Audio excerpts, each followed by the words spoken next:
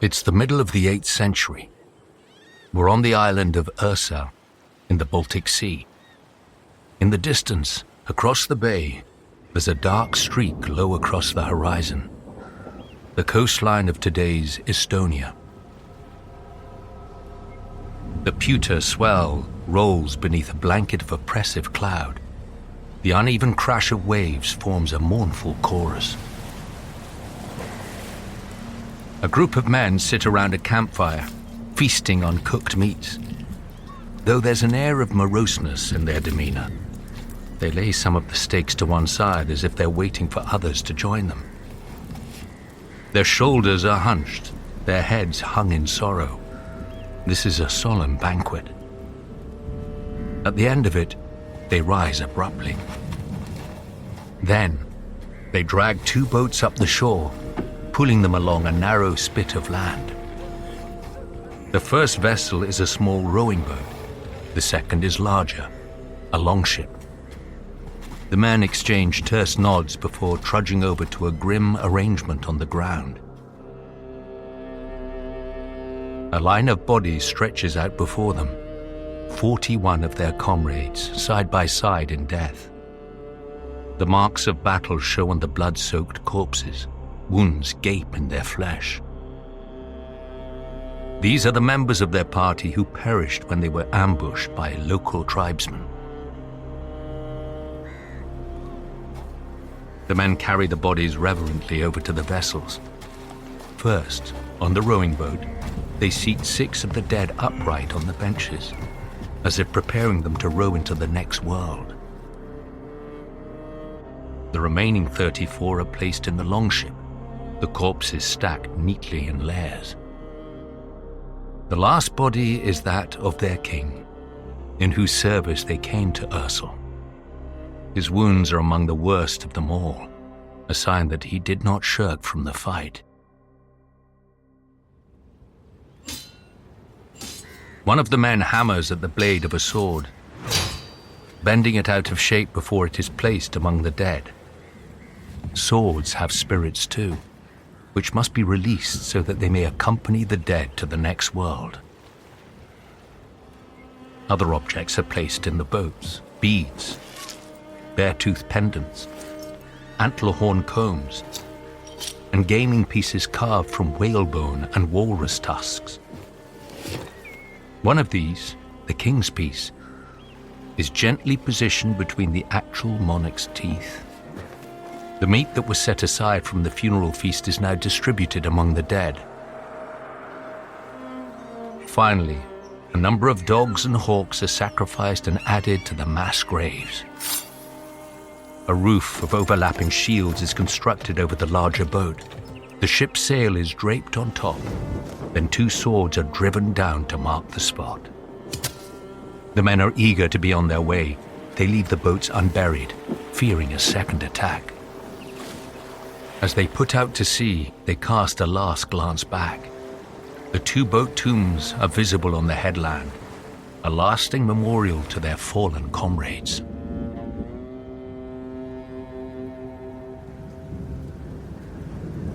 Soon, a storm will pick up. It will bury the vessels in a layer of sand and grit, completing the work the men left undone. Centuries pass, more sediment builds, the coastline changes, the site of the burial moves inland, and the grave of the fallen king and his warriors is lost forever, or at least until 2008.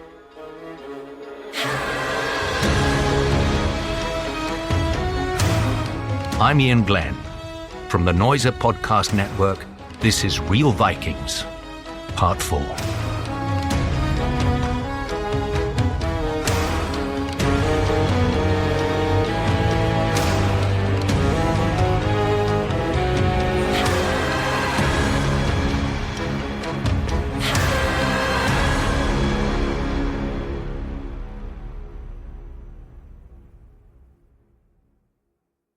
In our very first episode, we witnessed the discovery of 2 Viking grave boats in Salme, on the Estonian island of Saaremaa. It's the present-day name for Ursel, where our opening scene has just taken place. You may remember how the archaeological find in 2008 challenged the traditional date for the beginning of the Viking Age, taking it back to as early as 750, half a century before the attack on Lindisfarne, the usual given start point for the Viking era. Salmi is important for another reason too. In our story so far, we've followed Vikings as they strike out to the west, carrying out raids and waging war against the Anglo-Saxon kingdoms of Britain. Also to the south, taking on the Frankish Empire on mainland Europe. Now it's time to turn our attention in another direction, one that's often overlooked when people think about the Vikings: the East. The significance of the Salmi boat burials cannot be overstated. Dr. Eleanor Barraclough. In some ways, Viking trade, or at least contacts in the East, are the earliest evidence we have for the Viking Age actually existing at all. As we heard in our first episode, isotope analysis has shown that many of the men buried at Salmi came from the Mälar Valley in Sweden. The design of their ships and the style of their weaponry are distinctly Scandinavian. It's hard to escape the conclusion these men are Vikings. So what exactly are they doing in Estonia? It doesn't look necessarily like they were a raiding party because it doesn't quite fit, not least with the very high status items that they have been subsequently buried with. So that includes all these beautiful gaming pieces, these beautiful weapons, jewels, but also hunting birds of prey, which again, there's no reason you're going to take a bird of prey on a raid. In fact, birds of prey were often given as diplomatic gifts. The suggestion is that this is actually a high-status diplomacy mission. These people are heading out to make contact with different cultures and different peoples further east, possibly in order to establish trading links. As we have heard throughout, Viking interactions with other peoples are often complex. They're capable of switching from peaceful trading to violent raiding, negotiating treaties one minute, plundering churches the next. So then you have to think, well, okay, who's attacking? Is it locals? Is it warring peoples who are sort of objecting to the fact that this group are trying to establish diplomacy and trade links? We don't know the story that's behind it. What we do know is that great care was taken over their burial. And there seems to have been a feast with, animals consumed that took place beforehand, and beautiful grave goods, weapons, lots and lots of gaming pieces, several dogs that have been sort of killed to join their masters in the next life. Whether the dead men were on the winning or losing side of whatever conflict took place, we don't know. But clearly their surviving comrades were able to recover their bodies and conduct formal burial rites on a grand scale.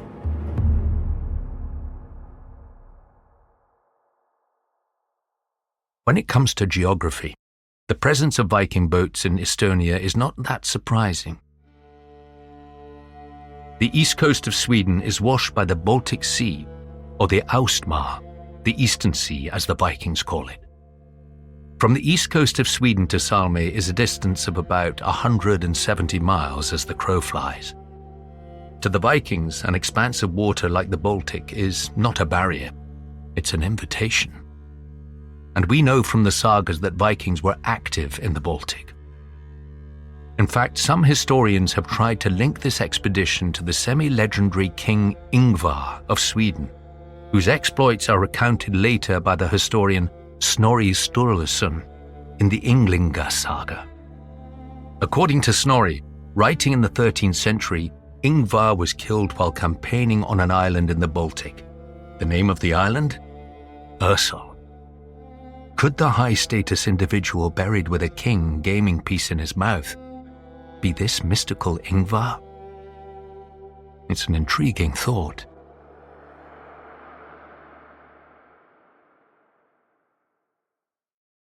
It's worth pausing for a moment to take in the vast distances that we will cover when following the Vikings on their eastern trajectory.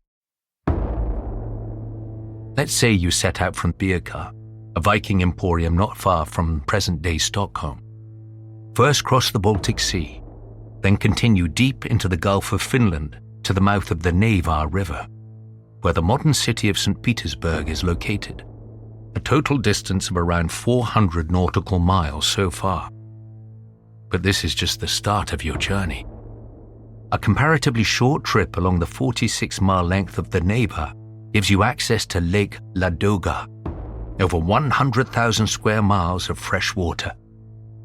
Hugging the southern shore, you make your way east to the mouth of the Volkhov River. The next leg of your journey is a river passage 120 miles along the Volkhov to Lake Ilmen. As you travel south, you'll notice the landscape around you change. The dense forests of today's northern Russia give way to wide-open grasslands, the steppes. From Lake Ilmen, you can navigate a network of rivers leading south. At times, you will have to get out of your boat and haul it overland from one river to another, a process known as portage. Eventually, you will reach the Black Sea via the Dnieper River, entering it near modern-day Kherson. But beware, this last stretch of your journey is fraught with peril. First, there are the rapids.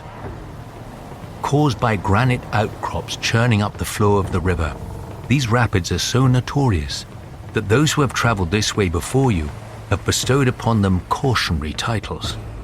The first, called Asupi, means "do not sleep."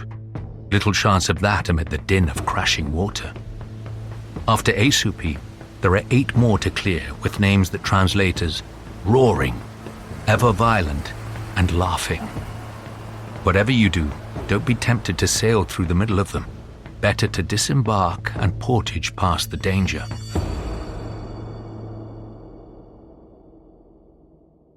But rapids aren't the only peril you'll face along this stretch of the Dnieper. The Pechenegs, a fierce tribe of horse-mounted archers, nomads from Central Asia, are known to prey on travelers here, picking them off when they are at their most vulnerable. Once in the Black Sea, you can hug the western shore to sail south to your ultimate destination, the great city of Constantinople, or Miklagard, as the Vikings call it, where riches await, hopefully enough to compensate you for your long and arduous journey. The distance of this last leg alone from Lake Ilmen to Constantinople is around 1,500 miles. Go back to Lake Ilmen, and there is another route you can take, down the Lovat River and then the Volga. From there you can access the Caspian Sea. Sail south across it and you come to the coast of Persia, present-day Iran.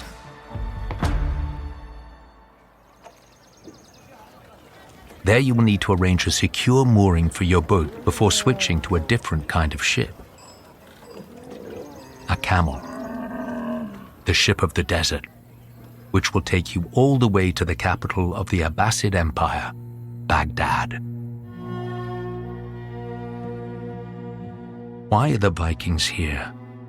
Why do they keep going and going along these immense river networks so very far from home? Professor Elizabeth Rowe. When we think about Scandinavians traveling in the East, we see that they are motivated by the same desire for portable wealth that they are when thinking about the Vikings to the West. But there are important differences. The situation in the East is rather different to what is found in Western Europe and the British Isles and Ireland. So northern Russia has no towns, no monasteries. In other words, no soft target stacked with portable wealth. Instead, the Eastern Vikings must focus predominantly on trade, and these extensive trade routes give them access to lucrative markets. Valuable goods from India and China are coming across Central Asia. One commodity in particular is of interest to the Vikings. Its source is the sprawling Islamic Caliphate that spans much of North Africa and the Middle East. The Caliphate is minting coins of nearly pure silver. These are called dirhams. The caliphate includes territory that's now Afghanistan. This area contains a number of silver mines, and so the caliphate is easily able to mint a very large quantity of coins that have quite a lot of value as bullion. The Vikings have no natural source of silver in their own homelands, and so, if they want this precious metal, which they do, they have to go out and get it. As they come into contact with merchants and travelers from the east, they can't help being impressed by the silver coins in their possession. Traveling Scandinavians discover that there are some quite valuable coins, and when they ask where these coins come from, they're pointed downstream to the Volga. And of course, in return for these coveted dirhams, the Vikings have a number of goods to trade. Furs, walrus ivory, and above all, human beings.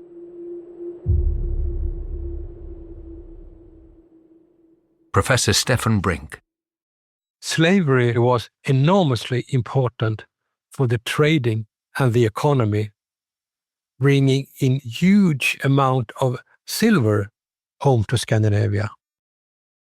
And so, while it's true that Vikings operating the East prefer trading to raiding, the trade they engage in more than any other is slavery. They would travel along the river and they would raid the Slavic people who lived nearby, and they would take some of them to be slaves, and they would also take as plunder furs and any other products of the northern forests. And so these groups of armed slavers / traders would gradually capture more and more slaves as they made the long voyage down the Volga. Chillingly, the very name for the local people, Slavs, is from where the word slave derives. To the Vikings, only one thing matters. At the trading town of Itil, Arabic merchants would come to buy the slaves. Arabic sources describe how profitable this was for both sides.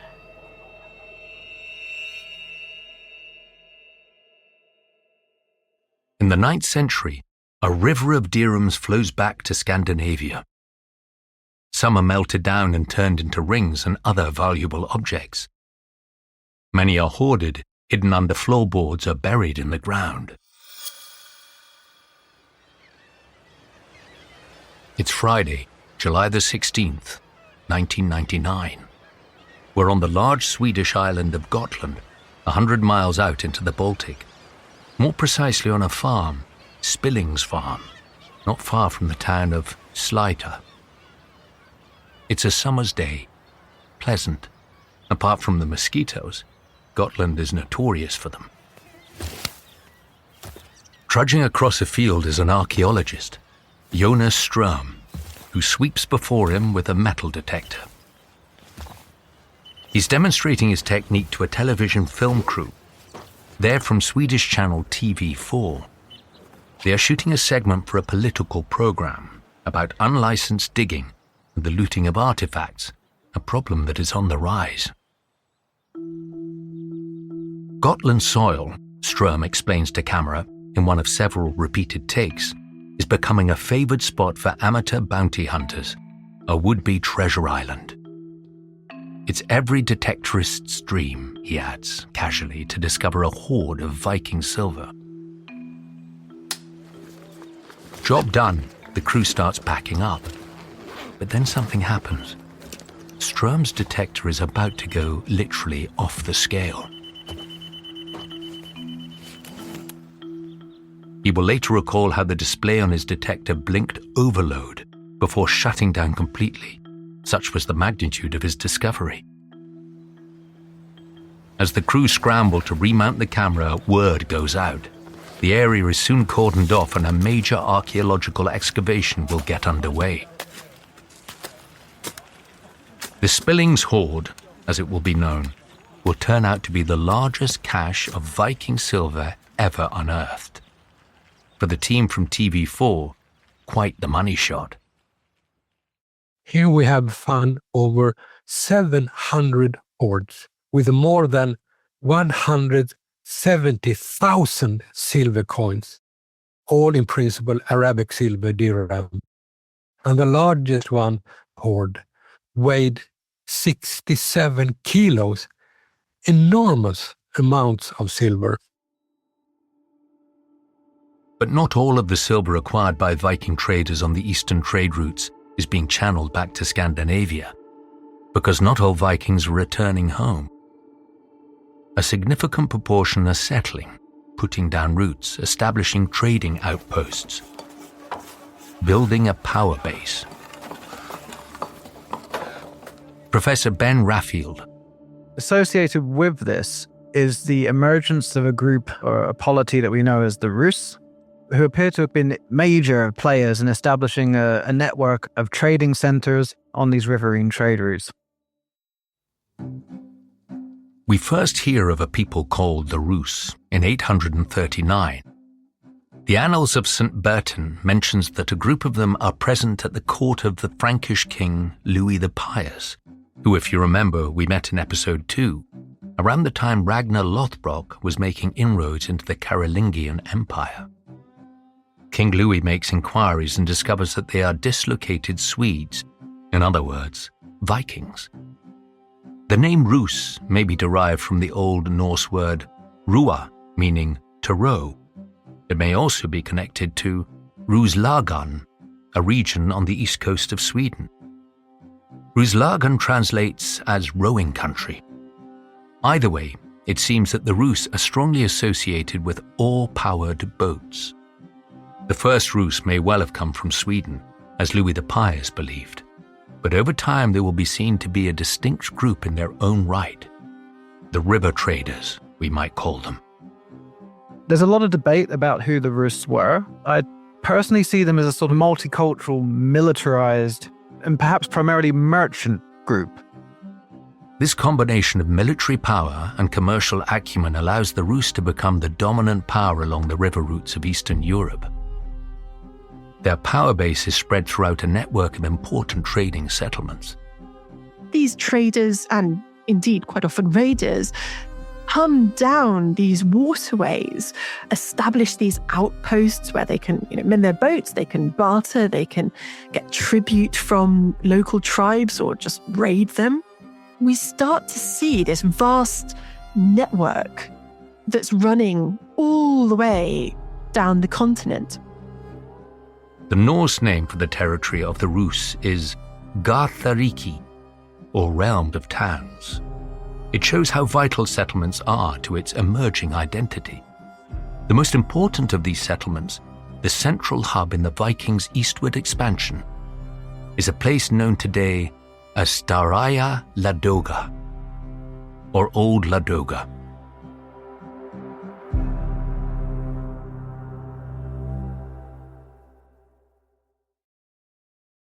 Thanks to dendrochronology, basically counting the tree rings and ancient timbers, archaeologists can date the foundations of Staraya Ladoga to the year 753. This coincides with other Viking trading settlements, or emporia, being set up further west, places like Birka in Sweden or Hedeby in Denmark. Staraya Ladoga couldn't be better placed for commercial success. It's situated at the mouth of the Volkhov River, on the southern shore of Lake Ladoga, a gateway to the interior, connecting with the river networks that lead ultimately to both Constantinople and Baghdad. The street plan follows a strict linear pattern, which might give you the impression of civic order, but bear in mind that these streets are muddy and waterlogged. It's almost like a service station on a motorway. It's not a politically organized town. It's simply there to provide goods and services and to repair boats and sails and ropes and so forth to the Scandinavians who are going back and forth. Another analogy that historians sometimes use is a frontier town of the American West.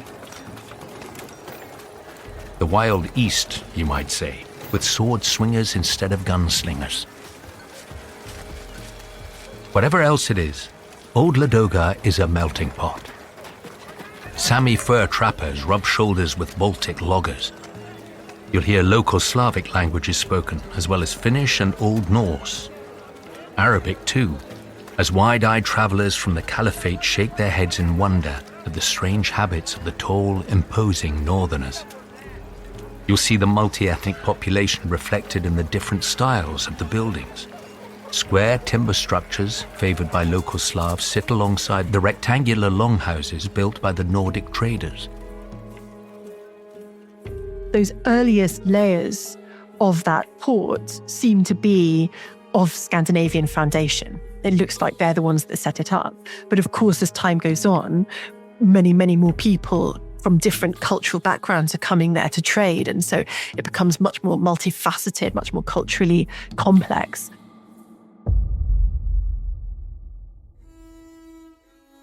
It's a place of opportunity and enrichment, where deals are made, where plans take shape, and partnerships are forged. Everything revolves around a three-way trade of furs, silver, and slaves. And although it may seem rough and ready, and at times dangerous, Old Ladoga is not a completely lawless outpost. It couldn't function if it were. Prosperity depends on security. Someone has to maintain order internally and protect the inhabitants from outside threats. This is where the Rus come in. They provide the military muscle to keep everyone safe. Defenses are thrown up around the central residential area. A fortress is built on a promontory. The pattern is repeated all along the eastern trading routes.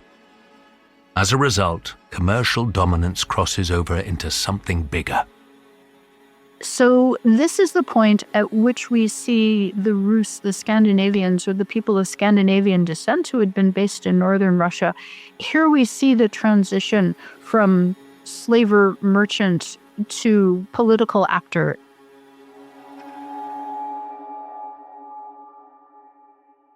But how do these outsiders take over the land, not just the economy, of the Slavs so successfully? An origin story springs up. Like all origin stories, it needs to be taken with a pinch of salt, especially as this one is written down long after the events.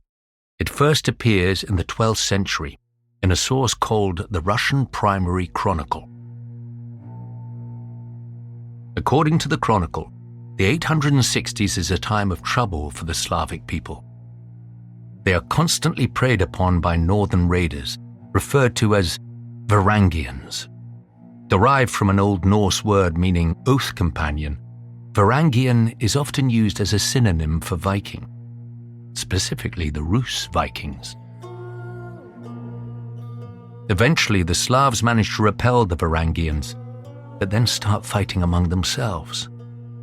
In an attempt to bring peace to their warring land, it is said, the Slavs send a delegation to a group of Varangians, presumably not the ones who have been attacking them, inviting them to come and rule over them. 3 brothers, Rorik, Truvor, and Sineus, graciously accept the invitation. Rurik establishes himself in Novgorod, north of Lake Ilmen. His brothers base themselves a few hundred miles either side of him, laying claim to a respectable tranche of territory between them. When Truvor and Sineus die a couple of years later, Rorik takes over their lands to go with his own. And so, a dynasty is founded.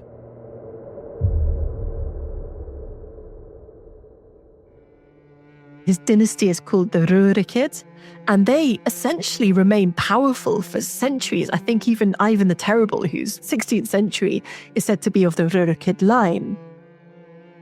Whatever the truth behind the story, it's clear that something significant has happened. And we can see from the Russian Primary Chronicle that in the 12th century, the Rus rulers knew that their dynasty had its origin in Scandinavia. The Rus have really arrived in the East, and they are here to stay. The reason for the dynasty's success may lie in Rurik's initial decision of where to settle. And Novgorod, where Rurik is said to have set up his power base, is a really strategically significant location. So it's connected to the river Volkhov, heading up north to this trading town of Staraya Ladoga. And then if we look south from Novgorod, the rivers then flow towards Kyiv and further than that. The Norse name for Novgorod is Holmgard, the island fortress. It becomes the capital of Garthariki, the land of the Rus.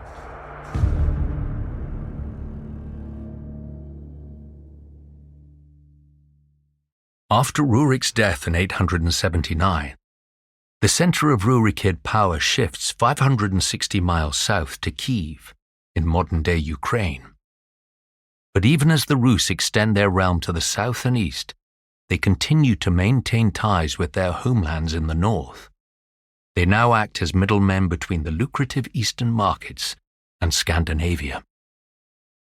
There are other connections too.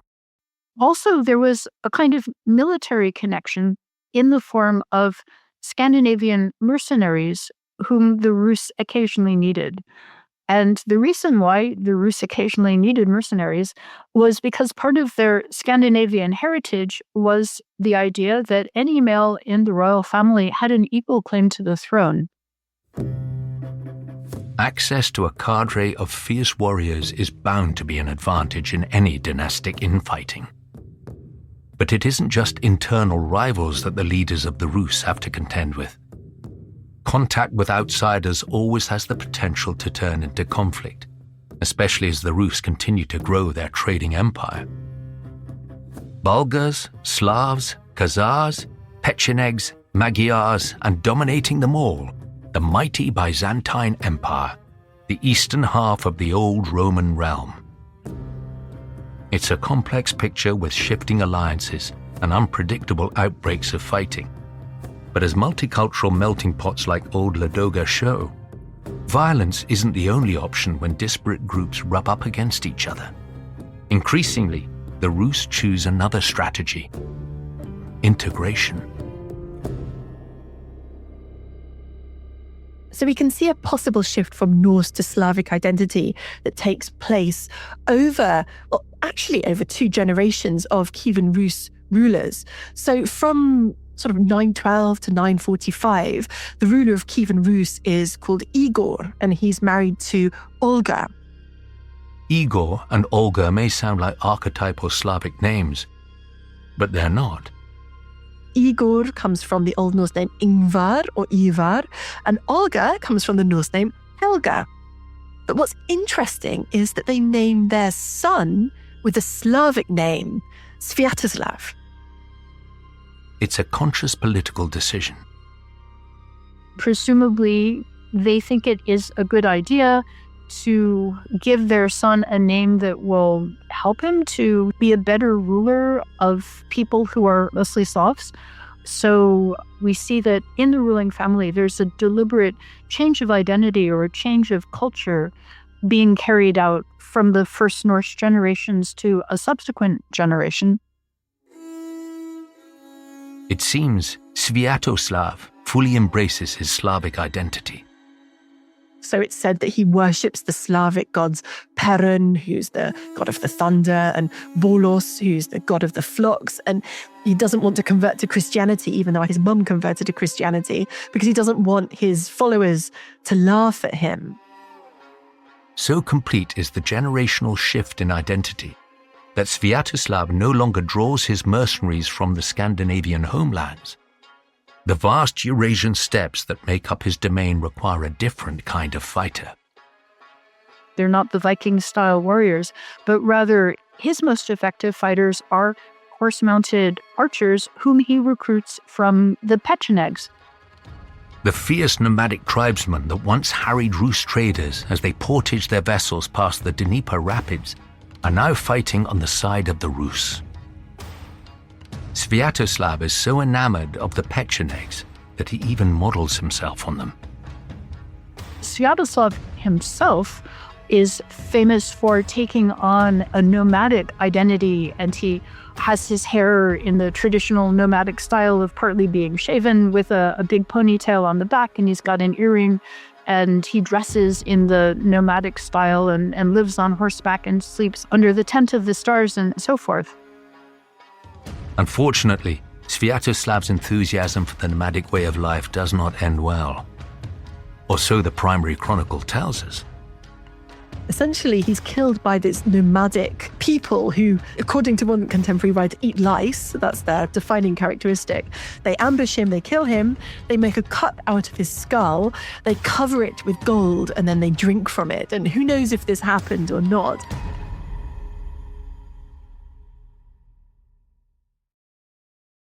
When it comes to intriguing stories that may or may not be true, one member of the Rurikid dynasty has attracted more than her fair share. Olga. So, Olga is one of those wonderful characters from Viking Age history or the history of Kiev and Rus who really should be the heroine of her own historical novel or Hollywood film.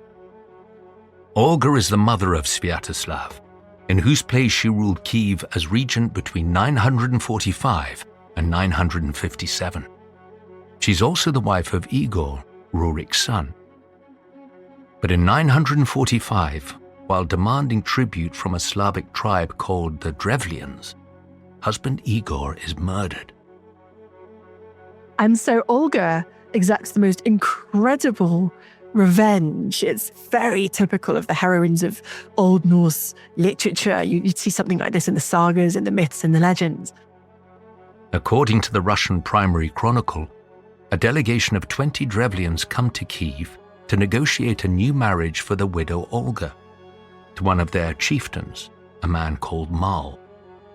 We heard in our opening scene how diplomatic missions in the Viking era can go disastrously wrong, and so it is now.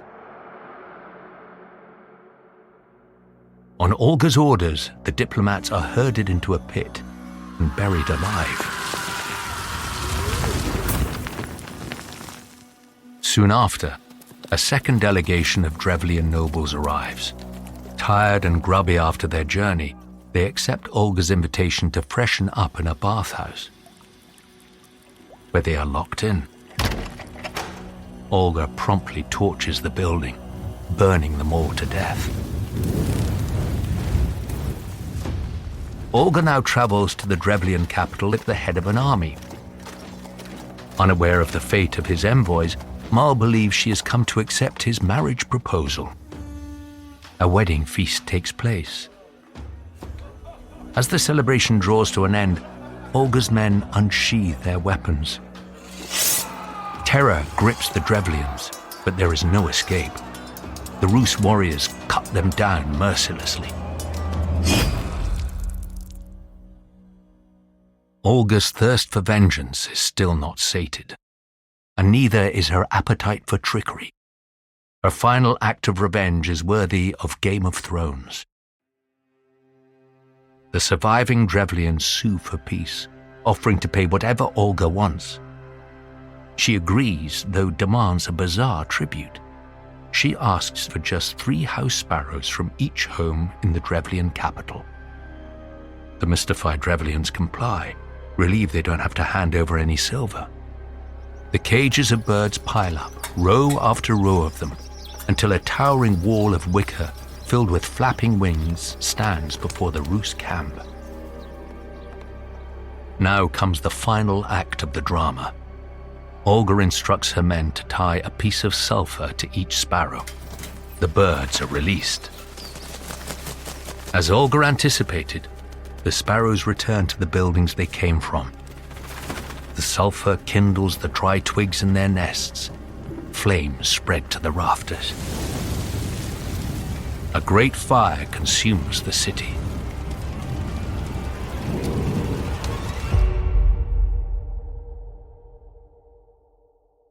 Who knows how true this is? There are several centuries between when Olga lived and records of what she's said to have done. But certainly she's the most formidable character. And she's one of those people I think I would love to have, when they say like one of those historical dinner parties. But then I might really regret that choice if that's what she did. The story of Olga does not end there. Around 950, she travels to Constantinople and converts to Christianity. It's a momentous event. She is the first ruler of Kyiv to be baptized. Many of her loyal subjects will follow her into the new faith. Despite her reputation for cruelty, Olga is eventually canonized, probably in the 13th century. She becomes one of the patron saints of Ukraine, literally an icon of the Orthodox Church. Most certainly a Viking to be reckoned with.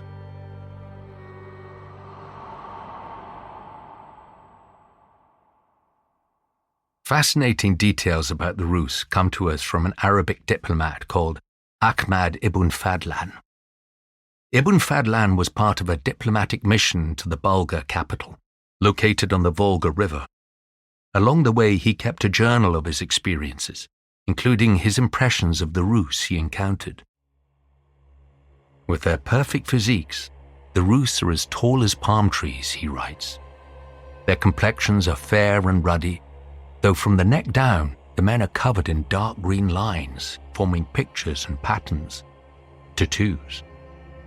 They wear a cloak over half their body, leaving their arms exposed. They are never parted from their weapons. There are women too in the group, both wives and female slaves. These are traveling communities. One detail of the wives' attire in particular catches Ibn Fadlan's eye. They wear heavy rings around their necks, made of both gold and silver. Ibn Fadlan makes inquiries through an interpreter and discovers that every time a Rus merchant earns 10,000 dirhams, he has one of these chunky necklaces made for his wife. Not all his impressions are favorable. He is shocked by the routine sexual assaults committed by the men against their female slaves, and disgusted by their personal hygiene. He is appalled to see that the Rus wash in a communal bowl passed between them. The water grows progressively filthier as each man performs his morning ablutions, spitting and even blowing his nose into it. Over in Anglo-Saxon England, everyone says, oh, the Vikings are so clean. And then on the waterways down the Volga, Ibn Fadlan is absolutely horrified. It's absolutely revolting. The disgust pours off the page of his words. The most shocking event that Ibn Fadlan witnesses is the funeral of a Rus chieftain. A girl of about 16 is given drink and led to a Viking merchant ship that stands on the shore of the river Volga. It is a symbolic portal from one world to another.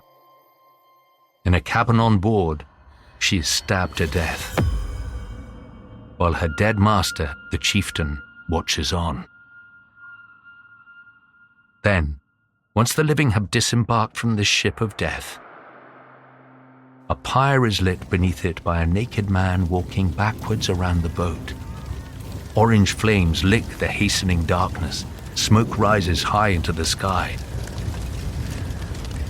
It's a good omen, a sign that Odin is pleased. Ibn Fadlan's account makes for a difficult read, but it is undeniably an important historical record. This is a unique account and a uniquely detailed account of these funerary rites. And this has played, a huge role in also interpreting funerary customs as we understand them in Scandinavia and elsewhere in the Viking world. The legacy of the Rus Vikings lives on today in many ways, both small and large. For example, if you were to go shopping in present-day Kyiv, you'd pay for your purchases in hryvnia, Ukrainian currency. The word hryvnia means neck ring, a name that comes from the wearable currency worn by those wives of Rus merchants over 1,000 years ago. But the legacy is most evident, to this very day, in the name of the territory they once dominated, the land of the Rus, Russia.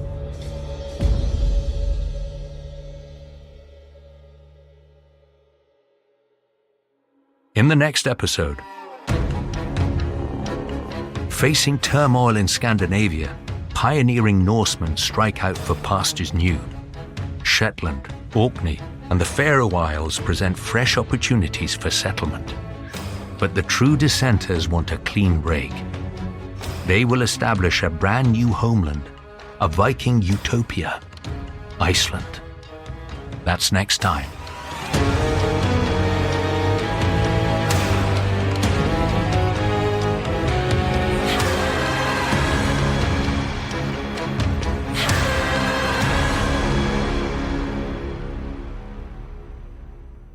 You can listen to the next 2 episodes of Real Vikings right now, without waiting and without ads, by joining Noiser Plus.